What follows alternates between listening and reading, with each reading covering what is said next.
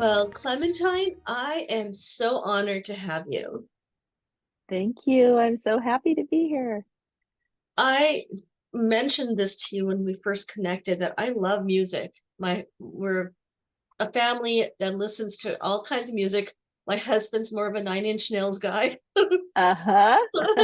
But I love everything, and I love for the audience to know about your journey and your connection to music. Yeah, thank you. I've been a rock and roll drummer since I was 27. I kind of I veered off from a writing career into music. I took my first drum lesson and drums just kind of captured me. And right around that time, I went to my first 10-day silent meditation retreat. And so I have these two parts of myself that I thought were separate parts of myself, the creative part of myself, and then the spiritual contemplative side. And as I've gotten older and realized it's all kind of one thing. And I love that you asked me here when you're talking about the embodiment, because a lot of what I love to talk about and what I've really come to write about is how we can see our spiritual life as our life. For a long time, I thought I had the spiritual life or the rock and roll life. And then suddenly I realized it's kind of all one thing. Your spiritual life is the way that you show up in the world, is the way that you're fully present in the world. So I love this topic. Yeah. Yeah, and the fact that you mentioned, the spiritual life becomes the life that you're living. I believe that spirituality is a lifestyle. And sometimes we do it consciously or it can be unconscious. But the moment you're conscious, it becomes so much more interesting. Yeah, it's funny. It's like for a long time at the beginning of a spiritual path, I think we're constantly trying to find, we find those places in meditation of stillness, of awareness, of openness. And then we get up and we run out into the world, and then we fall into all of our old patterns of behavior, and that we feel like we have to keep coming back to it, keep coming back to it. But then I feel, as we go along in our life, suddenly it becomes harder to get out of it, right? It's like the script flips, and suddenly we're now, it feels difficult to kind of behave in that non thinking, kind of reactionary way over time. And so, for people who are starting out on the path, it might be nice to hear that one day it's not as hard. One day you actually are kind of present in that awareness, and then your life then it is, you aren't as reactive. Of course, we're human, and we're not enlightened beings, very few of us, so we all have those moments where we fall into our old patterns of traffic. um, Yeah. but yeah, I think that over time it does become easier to just kind of be in that space that we find in meditation. Now, because music played such a strong role, and then meditation, it always seems like the yin and yang. Like on one hand, you're outside of your energy, in I guess more engaged with the outside world, and then with meditation, you're inward. And over time, you've embodied that philosophy or internalized the approach to your music as well as probably your meditation. That it's almost one. Do you find your music becomes your meditation? Yeah, I think the way I would say it is, when I sit in meditation, I'm really looking.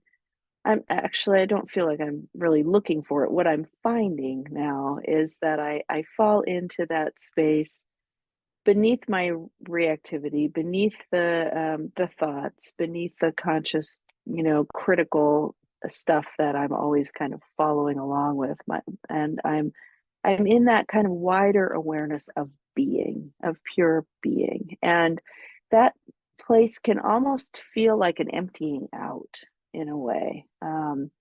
And when I'm playing music and I sit behind the drum kit and I'm at a rock show, um, that also is the place that I'm looking for. I'm looking for that emptied out place so that the music can move through me.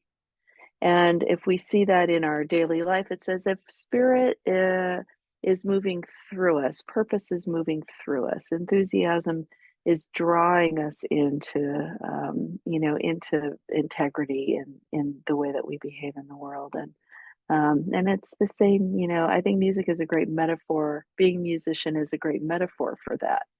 I think about Bach and how he never seemed to take ownership of his music. He always spoke of it as something that was moving through him, that he was an instrument of the music.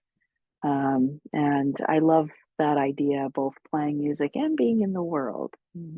Yeah, I truly believe that what you just described, it may feel esoteric to many that are listening to us, but when you say moving through us, it's analogous to the energy metaphor that we keep hearing these days, that everything is energy. Mm-hmm.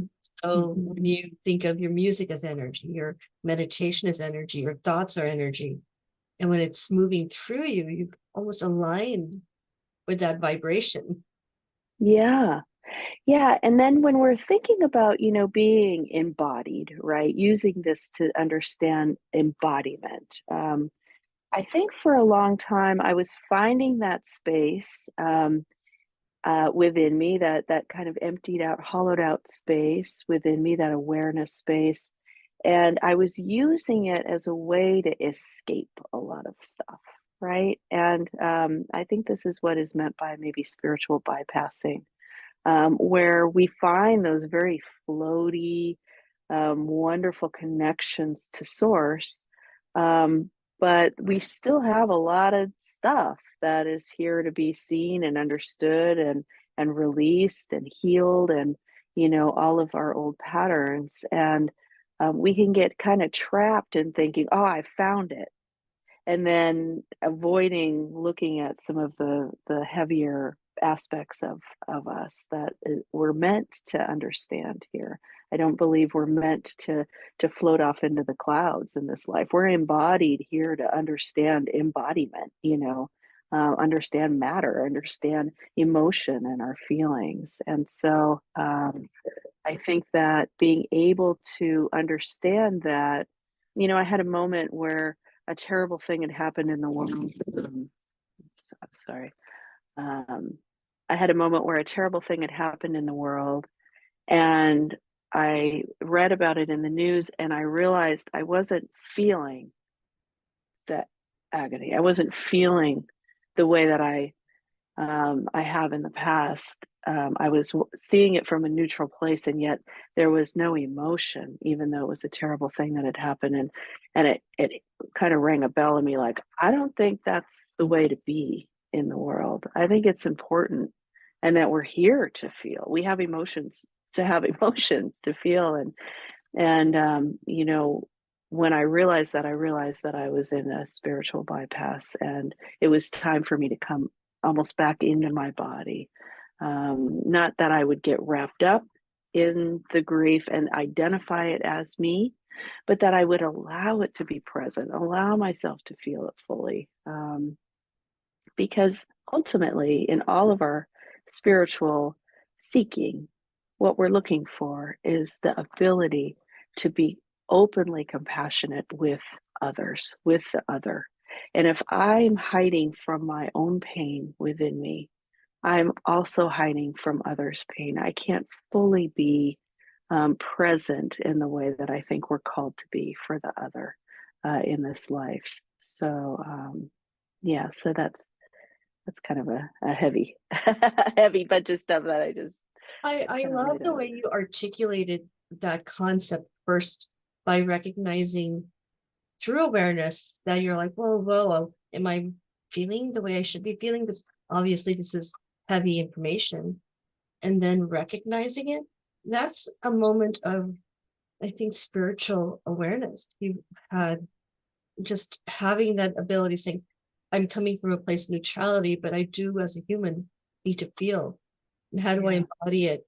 And sometimes that embodiment, this is really the deeper subject you and I are trying to tap into, is physically feeling those emotions, recognizing where they are in the body, then releasing it, as opposed to not absorbing it without compassion.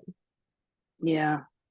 I've come to see the body as a great tool. As somebody who struggled, with eating disorders in my life, with a very negative self-attack constantly of my physical self, voice that had developed, as a teenager that, I was trying to understand for a long time.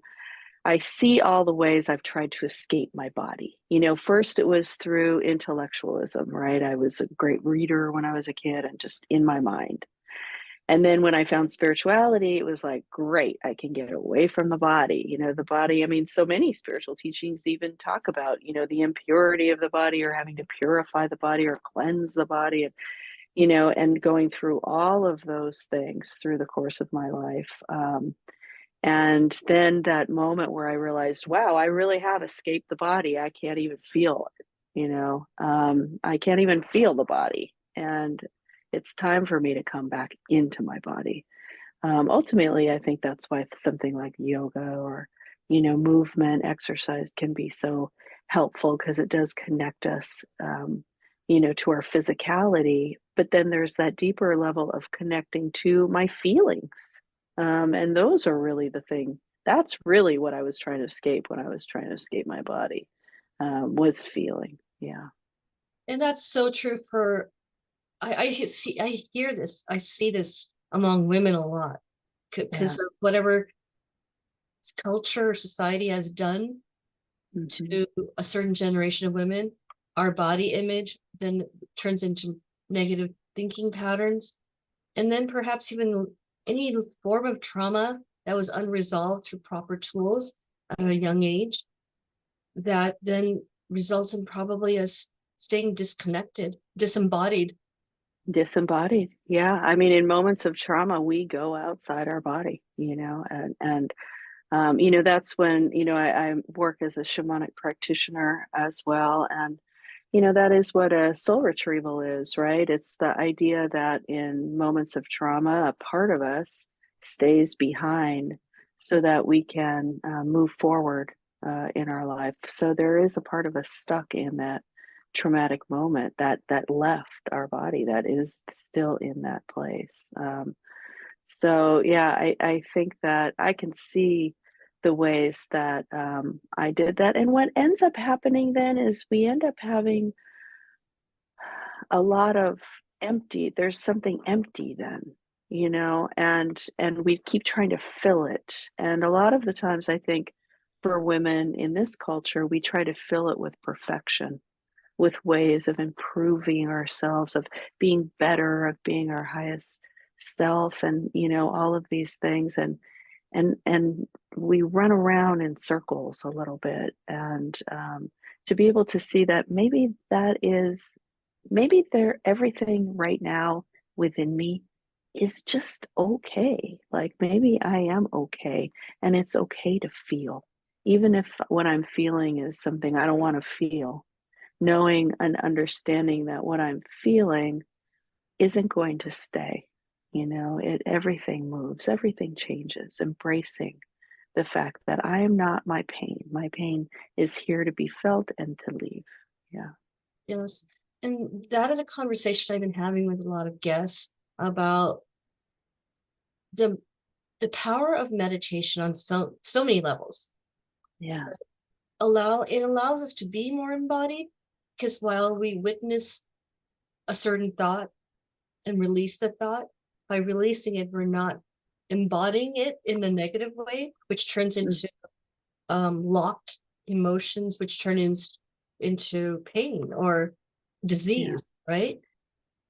When we observe it and allow it to release, we are I believe it sounds counterintuitive, but we are becoming more embodied by doing that. Yeah, yeah. It's tricky because I shy away from thinking, from the idea that we're creating our suffering, or our illnesses. But because these things are happening on such a subtle level, in the there's a shamanic idea that, first there's an idea and then it moves into that etheric idea can move then into the mental idea, the spiritual idea, and then the mental idea, and then the emotional idea, and then it becomes embodied, right? So there are these ideas that kind of come down, and then we can allow them to release through the body, um, and I think these things happen on a very, very subtle level. But especially I've found in dealing with pain, at least in my own pain, and in guiding people to work with pain. Um, to really be with pain, like to be able to allow the pain to be there and watch all of the ways that we're pushing it away, sometimes can transform our experience of pain.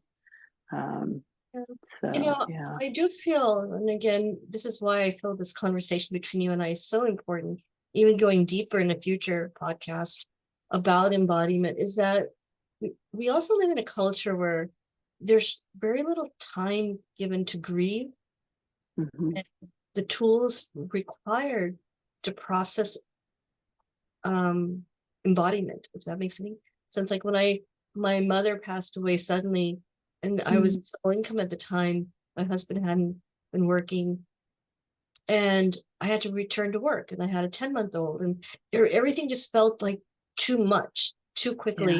And I remember somebody pulling me aside at work saying, "Are you better now?" And this was like Oh, just a few weeks later. I'm like, no, I haven't yeah. processed anything. Yeah. Yeah. I know there's a lot of pressure on us. And we also have a lot of ideas about the way it's supposed to look, about the way our healing looks. And we put the pressure sometimes on us, like we're supposed to be better now, right? We're not supposed to feel this. And yeah, it can be really difficult to carve out that space for yourself. I'm sorry about your mom. Yeah. Thank you. Yeah.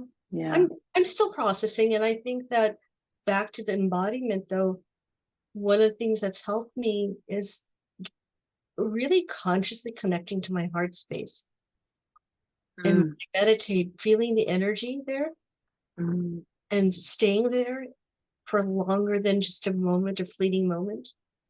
yeah. There's so much energy there. And you realize that energy is the your mother, right? That energy is the connection to your mother. That energy, the love you shared with your mother, it's never gone. It's present there. You get to just sink into it, and you realize that really in that place there is no loss. What it is that that you shared, it is there always. And, everything changes, our physicality changes constantly, but there is something that remains still and present always. And it's in that I think we can find solace. Yeah. Absolutely. Now, I also believe that the years of wisdom that you gain from whatever, from childhood onwards, those lessons are embodied in your consciousness. Right. And they're there when you're ready to tap into that information or energy to help you help others, help not only yourself. Yeah, and that, it's a lot for a lot of people. I mean, it's a lot for me, it's a lot for all of us because we have our identity of who we are, and sometimes in order to tap into that knowledge, that new way of being, that new way of perceiving, it can feel very threatening. I see so many people who are caught in um, the past. I'm thinking of a man I met once who, was living in his car, and his wife had died, and he just couldn't get over that. And it was as if he didn't have another way of being without her. And so he let everything sort of become like dissolve in his life because he was holding on to um, that inability to move past that pain. And I think on even smaller levels, all of us do that, and it can feel really frightening, to recognize those lessons. But it does bring us into joy. It Yeah. does, How, I think, yeah. yeah. How has meditation played a role in you understanding embodiment? And then maybe you can share that connection to the book you're coming up with. Yeah. Well, when you said meditation and embodiment, I think about sitting, I've done many Vipassana 10-day silent retreats, which are magical. And I recommend for anybody who wants to put themselves through 10 days of torture. I mean, it's not easy, but it's very worth it. But I realize when I'm in those, when I'm sitting, it's not natural for me to sit on the floor. I'm not, I'm not kind of built for that. So I'm in a lot of physical pain when I'm sitting, or I can be. And I realize how when my mind is at unrest, my body is in pain. I see it so clearly when I'm sitting with nothing to do but sit and observe my reactions within myself. I see that when I'm in pain, my mind is at unease, and vice versa, and if I'm peaceful, I see it in my body. Or if there's pain, and I'm peaceful in my mind, the pain becomes something else. It's like just kind of a nagging thing, right? So the mind body connection in meditation, I think, is greatly helpful. Yeah. And then the book it's a memoir, and it's called From Bonham to Buddha and Back: The Slow Enlightenment of the Hard Rock Drummer. And I used Bonham, means John Bonham, who is the drummer in Led Zeppelin. For the last 20 years, I've played in a Led Zeppelin band. So I've have a strong connection to him and his music, and so I used that in his name in the title to represent my drumming life, my rock and roll life. And Buddha has to do with my Buddhist leanings. I wouldn't say I'm a Buddhist, but I've had 30 years of Vipassana meditation practice and other modalities. And the book is, like I said, it's a memoir, and it's little pieces that talk about what it's like to sit in meditation and then get up and drive to a rock show and do all of that, and then come back um, and go back into my kind of contemplative life. So it's drawing those parallels with the hope that anybody can kind of take that out to their own life. Like, what does contemplative practice really do for me? How do I see it show up in my relationships, in my daily moments, in my job, and in all of these things? Like, how is it to be in that mindset, through your life? How do you embody it? Yeah. And again, remind me the title of the book, and I'll definitely keep it in the show notes. But I love the Sure. title. Yeah, it's From Bonham to Buddha and Back. Wonderful. I love it. And Yeah. at this point in the journey of what you've experienced, what is one lesson you would give to your younger self in the concept of embodiment? I think the lesson I would give her, my younger self, when I think of my younger self, I think of my 20s, when I was really swimming around, and I would say, get thee to therapy. I I struggled. I didn't go to therapy until I was 40, I think. And, meditation was a great gift, but there were a lot of patterns that I had developed, that were really keeping me in suffering. And I wish that I had dived in more to really begin to understand myself. I think things would have happened a little quicker, as far as my healing journey. Yeah. Yeah, I personally fully believe for myself that I would have greatly benefited from having a mentor Mm-hmm. or coach of some type that understood the dynamics of being raised in a different culture and the pressures on women. And those are the unique things that often I don't even know if talk therapy would have been able to help me or resolve, but meditation coupled with some of these other techniques and tools at a young age and without assigning shame to it.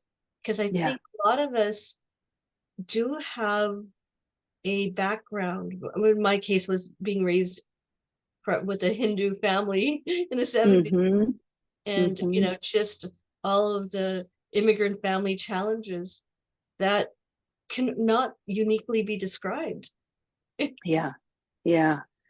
Yeah, it's a beautiful thing to really come upon someone who really gets where you're coming from, especially when we're young. And I think there was a lot of pressure on me to figure it out myself. And I did have wonderful mentors in my life. I really did have. I have a wonderful mentor, a spiritual teacher who is still my dear friend, and that was really, really helpful. But there were some patterns of behavior that I developed, especially around like the eating disorder and body image things that I think would have been really helpful for me to speak to someone trained in being able to help someone. And I'm sure that there might have been people trained to help immigrant children or young women to come to terms with the culture. So yeah, for me, I'm kind of the person who, when I get sick, I go to the doctor, I go to the energy healer, I go to the shaman, I get acupuncture, I go to the naturopath, I take the medicine the doctor tells me to take. It's like I do it all. I feel like it's all manifestation and it's all here to help me. So that's kind of my take on things. Yeah. Yeah, I'm very similar. Through Yeah. COVID, I was like, okay, I'm going to take my turmeric shot, my ginger, my lemon tea, the whole Yeah. works, and I'm still the same way. But Yeah. and again, that's somewhat a holistic, embodied approach to self, Right, right. right? Well, Yeah, yeah. what a pleasure it's been just to get to know you and hopefully have you back. And just this topic is so much needed. I really believe that the sum total of all the topics I carried on my podcast the entire year, coming to December, I wanted to have someone really go deeper into the embodied awareness. You did Oh, it so effectively. thank you so much, Shilpa. Thank you so much for having me, and congratulations on the podcast. You have really, really such a wide variety of people, and they're all really interesting. So yeah, thank you. Well, it's an honor to hear you say that. It's been a labor of love. Thank you so much. Thank you. Have a wonderful day. Thank you. You too.